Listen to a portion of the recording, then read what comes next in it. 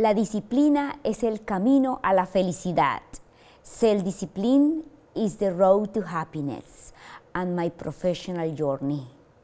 Hola, buenas tardes. Hello, good evening. Vamos, let's go. Don't you love that word? I am happy you're here because if you stay home and do nothing, 100% guarantee nothing will happen. I came to talk to you to share my professional journey with all of you. Also, along the way, I will mention some Hispanics and Latinos who are making a difference in the USA. Finally, I would like to share with you the secret to being happy. First, I learned myself that if you don't DIY, do it yourself from the inside out all the time, you are not going to make it. If we are not self-reliant, if we don't take charge of our own lives, if we don't turn lemons into lemonade, we will never make it. As you heard, I am an immigrant from Colombia, which I am so proud to be, as I am so proud to be a USA citizen too. How many immigrants are here in this audience?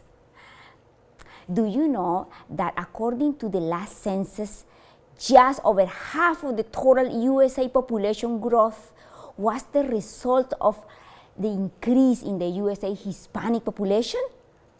USA Latinos reached 62.1 million, or 18.7% of the total in 2020, compared to 16.5 in 2010 and 12.8 in 2000. Our Hispanic Latino population is growing, and we are making valuable contributions, and the number of CEOs, political figures, scientists, and other professionals who are Hispanic immigrants are countless. I am sure all of these people, like me, worked really hard to accomplish success. These are some Hispanics in the USA who are making a difference in the world of making USA a better place. Let's talk about Sonia Sotomayor. She is our first Latina in the Hispanic Supreme Court. She's serving as justice.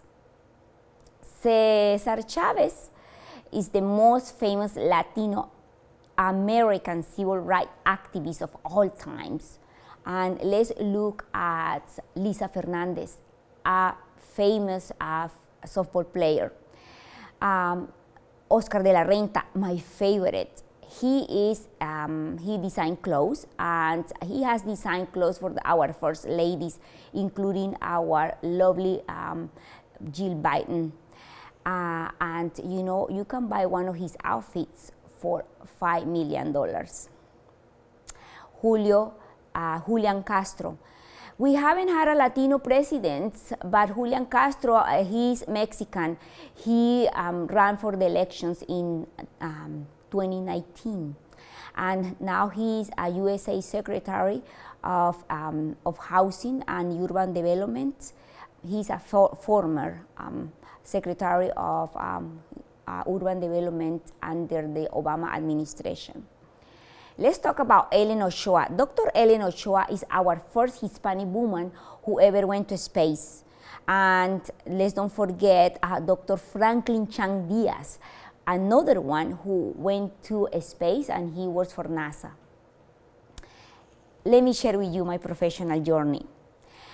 Let me just tell you, I am not Jello, Shakira, a famous athlete, or a politician. I started like you here at Indiana State University. All I have done to accomplish my life to get here is from being disciplined and determined. I want you to know that you can do it too. I think that entrepreneurial spirit is a mindset where you are working from yourself the rest of your life. Think big, you will get there. Sacrifice what you need to sacrifice to get big. You have to make fear and failure your best friends. Everyone who succeeds get afraid all the time. And when I get afraid, I just go and do it anyway. When fear shows up, you must do what you have to do. What is the worst thing that can happen? You will fail, yes.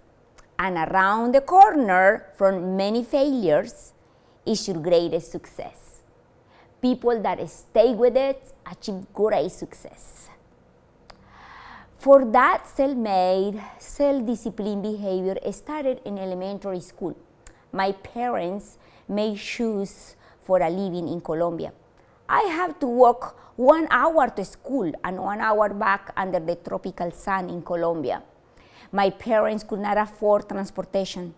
I often heard my parents talking about their economic struggles, trying to survive in the shoe business in this world with 6 children going to school and so much debt on their shoulders. I knew then that I had to help my parents somehow. I knew then that my only way out was to complete all my chores, do my homework, and work with my family and work in their family business until bedtime. I remember sitting next to my dad, carrying the edge of the soles of the high heels he was making. I still bear a huge scar in my thumb, learning how to use these sharp knives. Before bedtime, I will wash by hand my only uniform and shine my shoes. I will iron my uniform and place my books and my clothes on the floor next to my bed to have everything ready for next day. I often will get an award at school for excellent discipline and grades, but no one was there to see. No one was there to applaud for me. I knew then that even my accomplishments, I have to celebrate them without my parents. I went to Pamplona University. It's a 4-hour away school, 4 hour away from home. It's a college in Colombia. Back in the 80s, college would not offer any scholarships, jobs, or any type of sources of income for students. Only rich people who could go to college went to college. I was accepted at Pamplona University because my excellent entry exam. I really didn't know how I was going to pay for tuition and living expenses, but I knew I was going to graduate on time somehow. I knew that self-discipline and determination will help me to achieve it. I told my dad that if I could model some of the shoes he was making, I would find places to sell them by dozens. I found myself going to school and selling shoes. I found Doña Raquel, this woman whose daughter who went to school will sell me lunch every day for an affordable price. So I was very lucky to find at least one meal a day. Of course, I have to walk almost 1 hour to get to her house to have lunch every day. Many times, I was struggling to sell shoes to make tuition money. So I just would not go to Doña Raquel to have lunch. I found myself not going to have lunch because I was behind my lunch fees. I just had to have some coffee and ignore my hungry stomach. The only good was that I didn't have to walk 1 hour to get there. I am skinny now because I eat healthy and I work out, and not because I don't eat. I met my husband from Indiana in Colombia, and I came to Indiana State University. I was so happy that I the first one to pursue my master's degree and in Spanish. I am the first one in my family to complete a master's degree and a PhD. I also became a mom.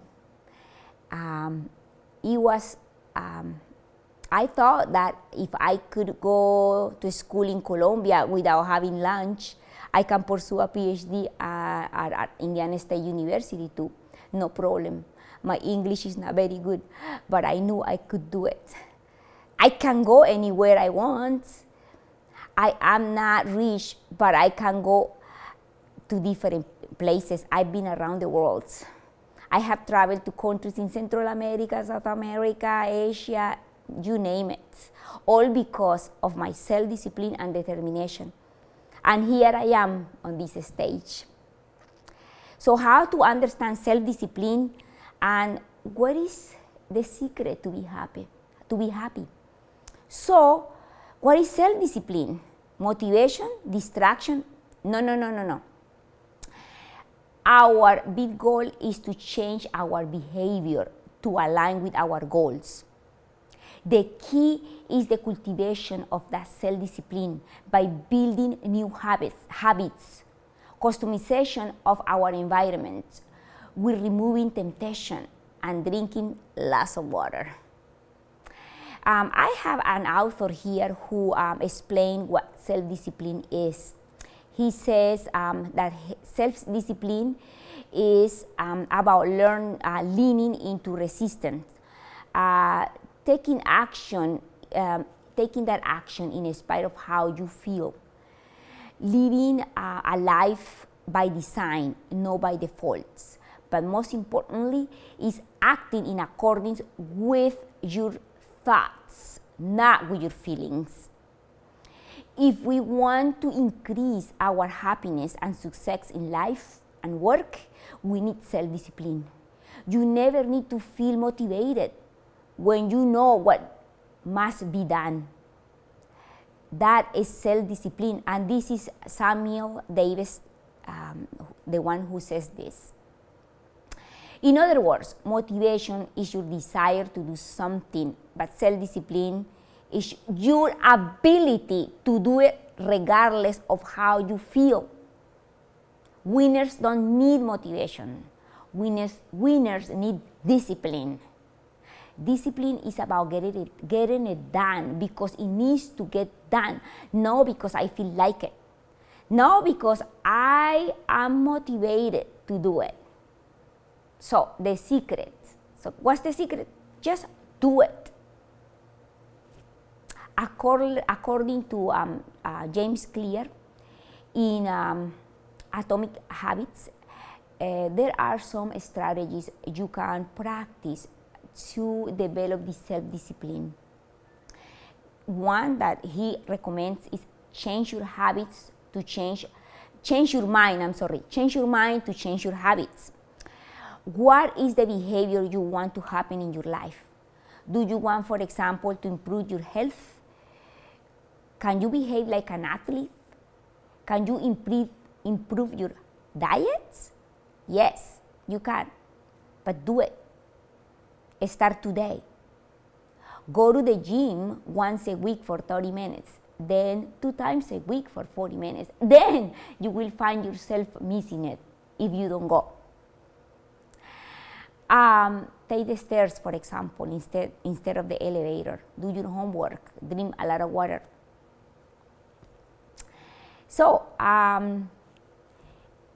the thing is that you need to start today, step by step, day by day, one thing at a time. Gene Rohn, in his book, My Philosophy for Success, said, it is foggy night and you can only see 100 feet. And how can you see another 100 feet?